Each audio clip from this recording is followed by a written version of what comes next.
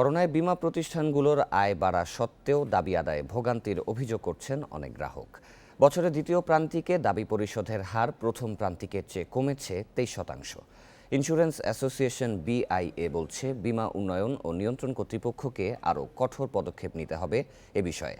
আর নিয়ন্ত্রক সংস্থার দুর্বলতার কারণে প্রতিষ্ঠানগুলো গ্রাহকের বীমার দাবি মেটাচ্ছে না বললেন বিশ্লেষকেরা। করোনা সংক্রমণ রোধে টানা ৬৬ দিন সাধারণ ছুটিতে যায় দেশ। অর্থনৈতিক কর্মকাণ্ড স্থবির হওয়ায় ক্ষতিগ্রস্ত হয় ব্যবসা প্রতিষ্ঠানগুলো। তবে করোনা পরিস্থিতির মধ্যেই বড় অঙ্কের আয় করেছে জীবন বীমা খাতের ১৩টি প্রতিষ্ঠান। আয়বাড়া প্রতিষ্ঠানগুলোর ১২টি আবার পিছিয়ে আছে বীমার দাবি পরিশোধে। ১০০ ভাগের বেশি আয়বাড়া গোল্ডেন লাইফ দাবি পরিশোধ করেছে ০.21%, বেস্ট দিয়েছে ১৪%-এর বেশি, জেনিত ইসলামী ১৫%-এর বেশি, সানলাইফ ১৭%-এর বেশি এবং সানফ্লাওয়ার ২৬%-এর বেশি। আর বাকিগুলোর দাবি পরিশোধ ৩০ থেকে ৭০%-এর মধ্যে। বীমা দাবির অর্থ না পেয়ে ভোগান্তিতে গ্রাহকরা।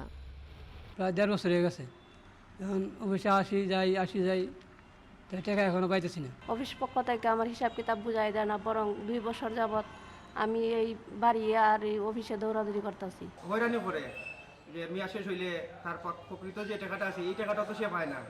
এরকম হইলে তো বিমা করার চেয়ে না করাই ভালো।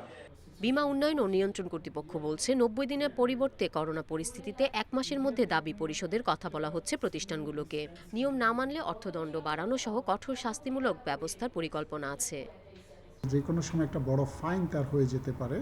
তো এই ফিয়ারটা কিন্তু আসলে ইন্স্যুরেন্স কোম্পানিগুলোর এন্ডে সেরকমটা নাই। আমাদের এখানে যে আইনটা আমরা করে রেখেছি, এটা অবশ্যই আমরা কাজ করছি রিভিশন করার জন্য, রিভাইজ করার জন্য। বিশ্লেষকরা বলছেন, অতিরিক্ত বিনিয়োগের কারণে তারল্য সংকটে দাবি পরিশোধে ব্যর্থ হচ্ছে অনেক বীমা প্রতিষ্ঠান। এতে করে আস্থার অভাবে বীমা থেকে মুখ ফিরিয়ে নিচ্ছেন গ্রাহকরা। নিয়ন্ত্রক সংস্থার দুর্বলতায় বীমা প্রতিষ্ঠানগুলোর জবাবদিহিতা কম বলছেন তারা। যে যার মতো করে বিনিয়োগ করছে, বিনিয়োগের নীতিমালাও সেইভাবে মানছে না। যারা নিয়ন্ত্রক সংস্থা তাদের দুর্বলতা প্রকট। এই কারণে কিন্তু জবাবদিহিতাটা সেখানে খুব কম। এই অবস্থা থেকে যদি উত্তরণ ঘটানো না যায়, তাহলে কিন্তু বীমা প্রতিষ্ঠানগুলো তাদের আর্থিক যে দুর্বলতা সেখান থেকে বের হয়ে আসতে পারবে না। গ্রাহক ভোগান্তি কমাতে নীতিমালা অনুযায়ী বীমার প্রতিষ্ঠানগুলো বিনিয়োগ করছে কিনা তা মনিটরিং করা জরুরি বলছেন বিশ্লেষকরা। Irin Khatun, Independent News, Dhaka.